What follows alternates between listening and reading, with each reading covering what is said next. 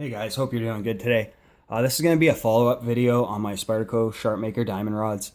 Sort of had a request from Nathan the Ninja Taylor. Left a comment on my unboxing of these, sort of saying, what, no follow-up yet? So I'm doing that today. There's a few video ideas that I have floating around that I haven't really gotten around to, and really like it when someone reminds me like that. So today I'm going to be actually doing a reprofiling in front of the camera on this Spyderco UKPK. For the most part, this bevel is true from side to side. It's around 30 degrees inclusive, 15 degrees per side, until it gets to about here at the tip. And then for the rest of that, it sort of shifts to one side. I'll be correcting that today with these diamond rods. Really handy to actually have these before I get into the reprofiling. Just for some sort of comparisons against these brown or gray rods. Let's say you need 10 strokes on these to actually notice a difference in your edge. You'd probably need about 100 to 150 on these. I've reprofiled one knife with these gray rods, and it took me about, I don't know, 20 hours over the course of a week to reprofile that knife. And that was the Spyderco Manix 2 with S30V. With these, it would probably take 2 hours, if that. So you see the difference right there in how long it would actually take with these diamond rods. A lot of people don't like these diamond rods because, I don't know if it's because they're putting too much force when they're trying to use these and they're actually just shearing the diamonds off, or if they're not sort of used to diamond stones. I could see a lot of problems coming up. If you use a lot of force when using these, you're just going to basically need to do more work after getting an actual edge. So when I'm reprofiling with these diamond rods, I won't reprofile all the way to the very edge because I don't want those diamonds actually giving me like a micro serrated edge. And if you actually did that with the actually reprofiled all the way with these diamond stones, you could actually hold up your blade and actually see little nicks and valleys and grooves in your blade, and those are really hard to get out. So just going to turn the camera off and get this ready, and I'll get right to this. All right, guys, I'm back. I'm just going to put some marker on this edge so I can see where I'm actually taking steel off of.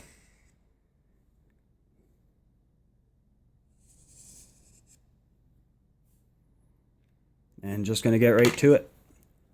Don't really know how much work is in this knife, meaning I don't know how much steel I'm going to have to remove, but we'll see. Just going to do about 10 strokes, and you'll notice that I don't just do down strokes, I go up and down. That's something I usually do because I get a more consistent edge rather than picking the knife up and doing just down strokes. Especially for reprofiling, it goes a lot faster using this sort of method because you're not just removing steel on the downstroke, you're removing steel on the upstroke too.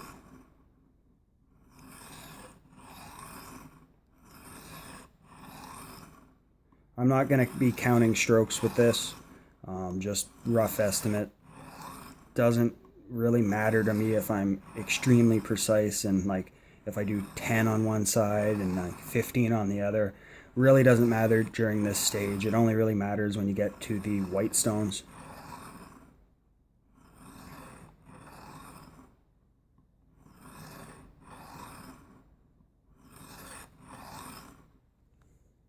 Let's take a look at this off camera. Show you guys. So you can see there's not much black left on the edge on this side. Maybe just near the tip a little bit.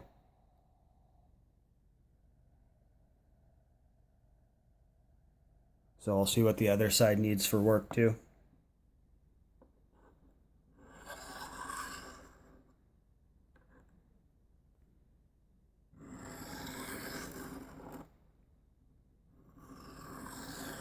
And when I'm doing my strokes like this, I'm sort of keeping in account the blade length and where my stroke is going to sort of lead off, because I want my stroke to end right at the tip, and so I wind up touching the actual SharpMaker plastic body itself. It helps from you stopping at the end of your stroke, and it helps stop from pulling your knife off like that. Just gonna do 10 more on this side about, and then that'll give me a good general estimate of how much time and effort I'm gonna have to put into reprofiling this. When I'm reprofiling, when I'm actually setting the edge angle, I'm going a lot slower than I would if I'm just touching up a blade. You really want a consistent edge, and this is when sort of all the efforts after this will sort of pay off. You get a really consistent angle with these diamond rods, and then you move to the brown and the white, you'll actually have a lot easier time getting it sharp. My goal with reprofiling this to a 30-degree inclusive edge is to actually keep that 30-degree inclusive edge. I'm not going to be putting a micro bevel on this or anything like that, so I want the most precision as my body sort of could do with this system. Looking to upgrade my sharpening system from what I use now. What I use now is a combination of the SharpMaker, a Lansky clamp system, and then a Lansky croc stick system also. Got really good results with that, and now that I'm sort of getting into more expensive knives, kind of want to get a sharpening system that matches them. The Edge Pro is probably the one I'll be getting. I've been looking at getting the Edge Pro system number 3. You get pretty much everything I would need with that system there.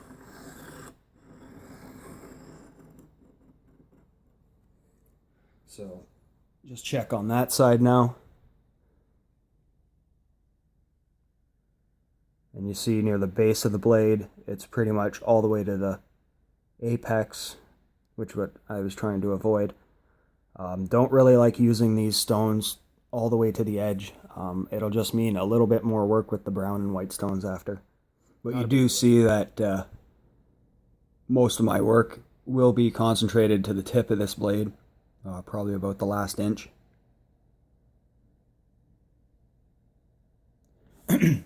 Not using too much force pressing against these stones. You're not really going to achieve anything faster by doing so. You're just basically going to damage your stones. So just a nice even to light pressure, and you should be golden. So for every 5 strokes I give the tip, I'm going to give 1 full stroke to the entire blade length, just so I don't wind up with like a shelf or a sort of gouge in my blade. I'm actually surprised at how little amount of work this edge really needs to get it to a true 15 degree per side.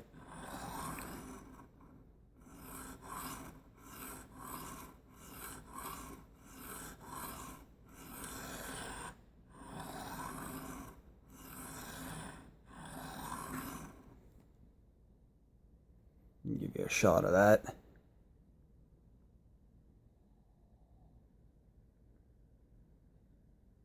Just almost there.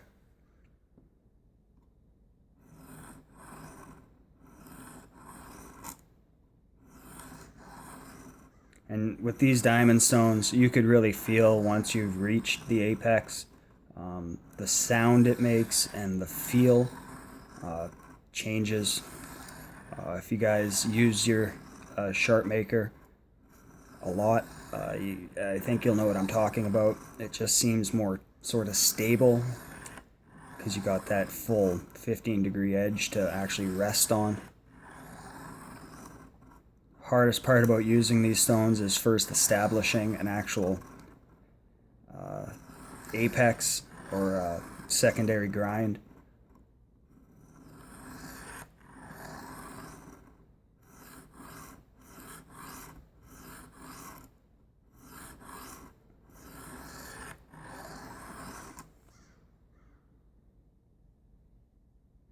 I figure about 20 more passes and this should be good. For this side at least. And then I will have just near the very tip of this knife just a little bit more work to do on the brownstones to get it to come to that full apex, just because I'm trying really hard not to round off that tip.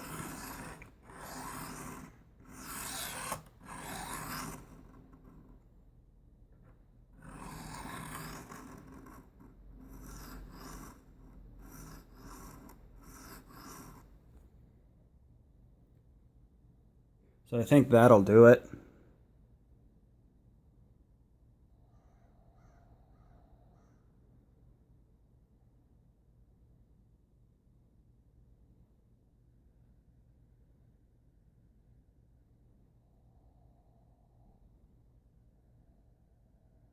You see just the tiniest bit of black right at the very tip.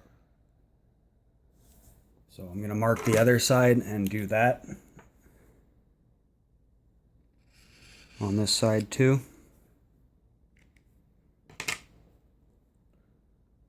Forget how much I paid for these stones. I think it was around 50, 60 bucks. If you're really into using this system, I'd say get them. I mean, you'll be surprised at the difference in time it takes to work with these rather than the brownstones. And you'll find probably that the system is that much more useful to you.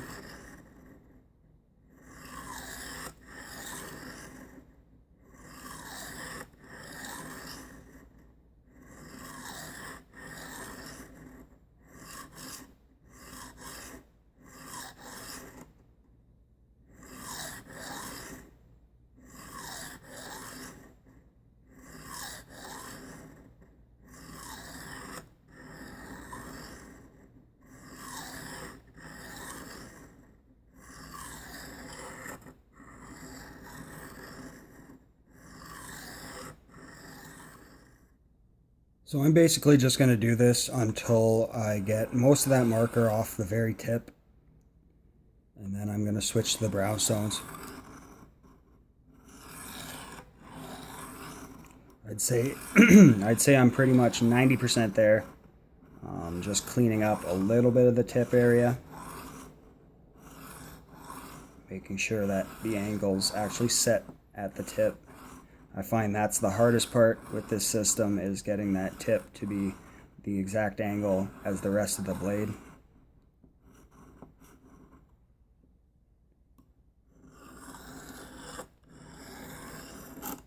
Ooh.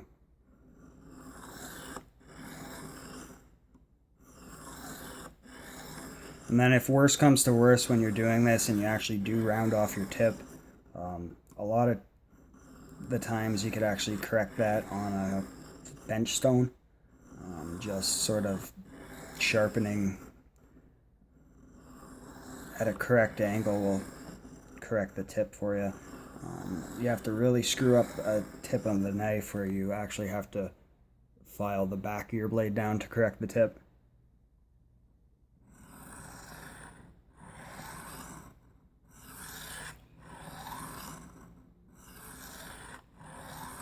And as I get closer and closer to being done with these diamond stones, I'm using less and less pressure.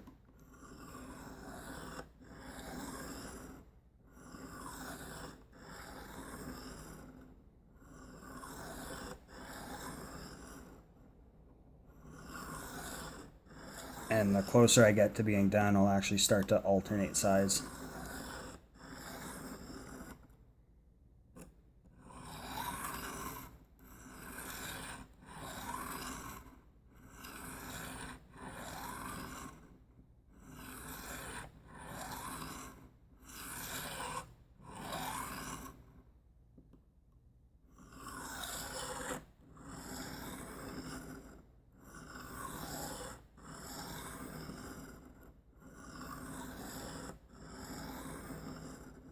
So if someone were to ask me if these stones were worth it, worth the money, and worth the time you're going to put into them once you have them, I'd absolutely say yes.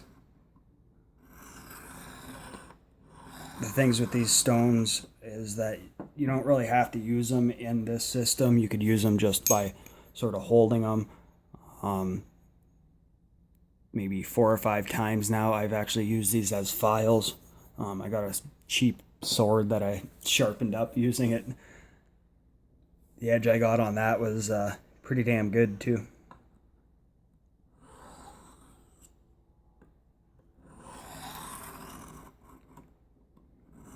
So I'm not going to talk much more. I'm just going to concentrate on finishing this up and just keep the camera rolling type thing.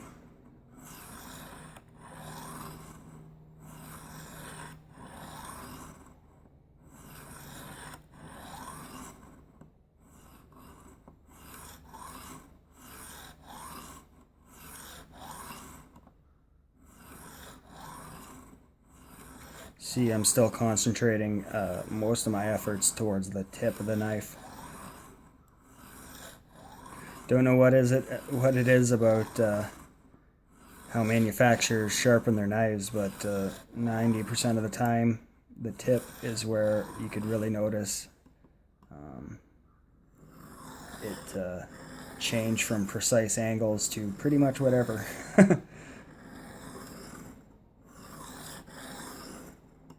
And that goes for a lot of different companies.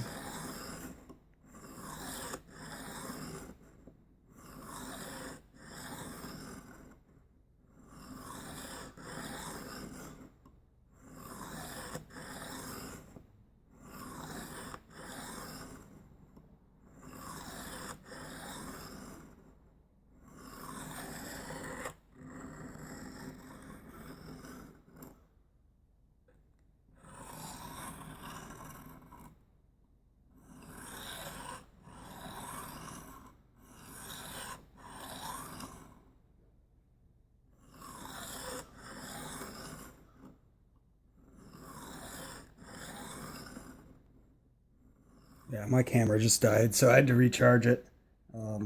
Pretty much almost done this blade. Just got the final touches on these rods to do. All I'm doing now is keeping enough pressure on the stone to keep the blade actually stable while I'm doing this. Not putting any force really into this at all.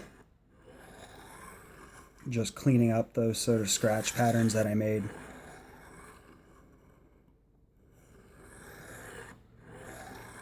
And actually starting to form an edge.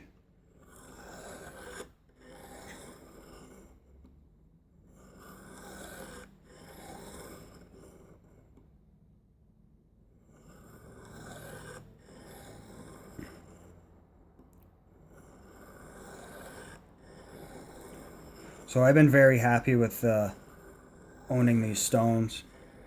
They come in handy so often, besides just sharpening knives and reprofiling. Wouldn't actually buy these stones to sharpen knives. I only use these to repair severely damaged blades, chips, nicks, that sort of thing, or actually reprofile like I'm doing now. The finish you'd get with these is super coarse. You get a hyper aggressive edge. If you're someone who cuts a lot of rope or twine, I could see you just stopping after these stones. But for what I use my knife, I like a good all-purpose edge. So that's a balance between toothy and polished.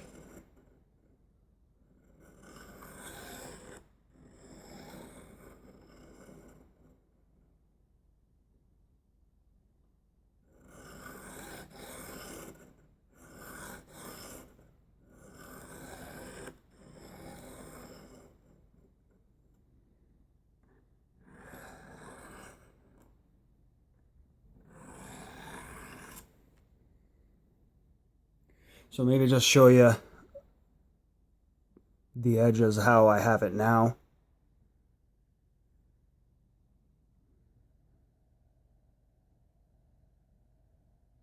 Very consistent from side to side.